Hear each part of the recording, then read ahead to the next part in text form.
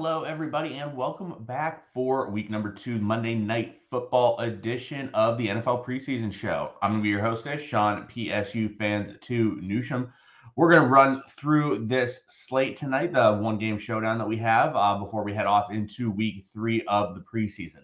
Note to everyone for the showdown slates, the defenses end up being very strong plays. They have high upside and high floors typically. We've seen them produce in both showdowns that we've seen on main slates thus far. Just something to keep in mind as well. And then we're looking for shallow position groups that possibly will allow us to find some guys that maybe would play more than we would expect otherwise.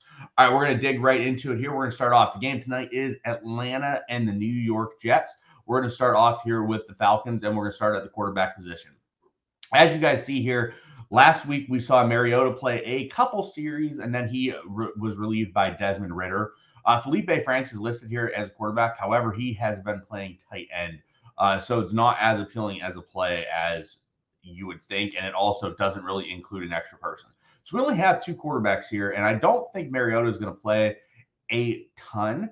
He could get even up to a quarter, but I don't really see him going any more than that. And realistically, the absolute ceiling is a half. And if he gets a half, Desmond Ridder's probably still the best play on the slate. Ridder has great mobility. They want to see what they have out of him. They want to let him go out there and throw the ball. So for me, Ridder is probably the best overall play on the entire slate. I don't see many positions that are shallow tonight. And with this, we're getting Ridder with at least a half, if not 3.5 quarters. So I think Ridder is just a fantastic play in all formats. Looking to the running back situation, as you see, Cordero Patterson played 1 snap. Why even bother if you're going to play 1 snap? It makes no sense. But as you see here, the running backs went 6 deep last week. And I don't see that changing because we have no news that any of these guys are injured and will be out. So we're probably looking at a 6-man backfield. Patterson might play more than 1 snap. Again, hard to imagine someone just going out there dressing and playing 1 snap. So got to assume they're going to play more. So with that, my favorite option is Allgeier. The rookie out of BYU is a power back. He can get there on the goal line. He definitely can pound the ball in. He's the least established and also not all the way at the top of the depth chart. And we saw last week with 32% of the snaps that he's the guy they sort of want to see a little bit here in game action. So of all the running backs, he's my favorite. I don't love the running backs. 6 running backs is incredibly deep, especially for the preseason. But of that group, Allgeier would be my favorite. Looking at the receiving core, as you see, we have 11 guys listed here. We do have Drake London, who is unlikely to play. And then Brian Edwards missed week 1, but is available here. And then Keyshawn Johnson, they just signed this week, so we're unsure what he will see in snap counts.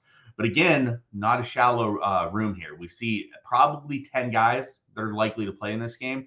Last week, we saw Geronimo Allison play the most snaps of the group. At 36%, we've seen Geronimo Allison be a productive player in the regular season. So him getting that type of snap count in the preseason is a decent chance for him to produce here.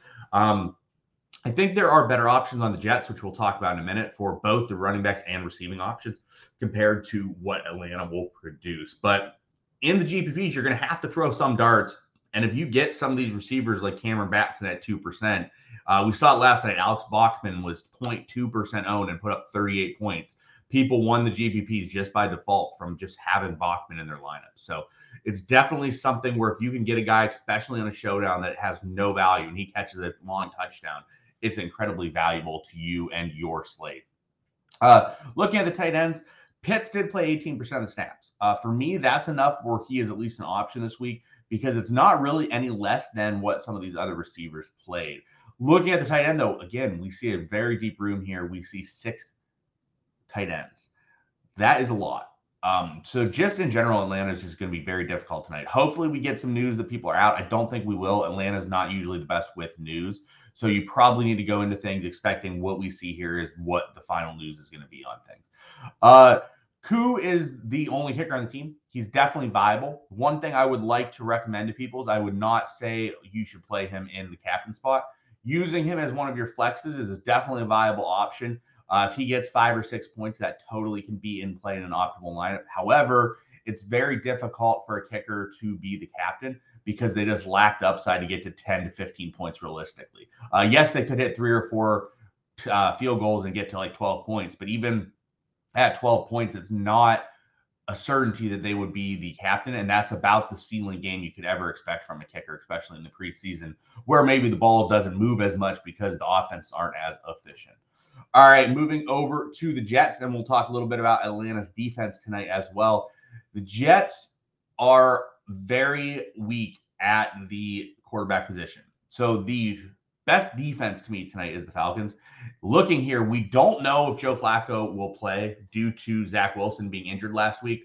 I'm assuming he will not play after some joint practices. That leaves Mike White and Chris Streveler. For those unfamiliar with Streveler, he is a running option at quarterback. Definitely expect him to run. But these two quarterbacks are not very strong, and they're definitely going to be mistake prone.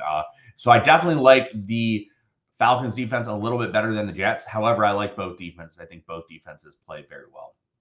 Looking at the running back situation, again, we're not really expecting Breece Hall to play. Last week, Michael Carter played a little bit, and then you have Tevin Coleman and Ty Johnson who didn't play at all. That left all the back-end running action to LaMichael Pirine and Zonovan Knight. I definitely prefer those two over running backs, for example, on Atlanta. It's a much more shallow position to be able to use here. Moving on to the receivers. So this is where we have a really shallow position. I think someone here likely will win the GPP for people tonight. So we have Elijah Moore and Garrett Wilson and Corey Davis. We don't necessarily believe they will play. You remove them, and then Braxton Berrios only played 9% of snaps last week. And it's very apparent that Braxton Berrios is locked into a roster spot here. So that only leaves 5 guys. The back end, we have Jeff Smith, Denzel Mims, Urban Charles, Calvin Jackson, Tariq Black. I think all of these guys are great dart throws in GPPs, and you can totally expect someone here to have a chance. The issue is the quarterback play on this team is not going to be incredibly strong in this game. But if these guys are going to play 40, 50% of the snaps, there's a very strong likelihood that someone has a chance to catch a touchdown here in this group. So definitely like this group. I think this group is really strong from GPP's perspective for tonight's game. Moving to the tight ends, the only one I really like is Kenny Yeboah. Yeboah was known to catch the ball quite a bit in college. The rest of these guys I'm not really super interested in. But again, you got 5 tight ends here on a showdown slate.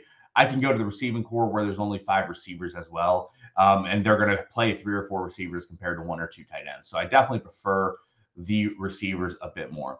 Looking at the kicking situation, we saw a split kicking situation last week between Greg Leg and Eddie Pinheiro. With that, I would remove them from play. Yes, they could get 3 to 4 points, but I think there's lots of other options that you can play to get that as well with additional upside that these guys do not have. Looking at the defense, again, you're going against Desmond Ridder and Mariota. Not as strong as what the Falcons defense is looking at here, but for the purposes of this slate and it being a showdown and the fact that we really do not have any thin rooms at all outside of the receivers for the Jets, I think that you could definitely lock in the defenses and feel pretty good about it tonight. All right, everyone, that's going to wrap it up for us tonight. We will be back next week for the final week of the NFL preseason. Good luck to everyone. I hope you guys have a great night and win some money out there.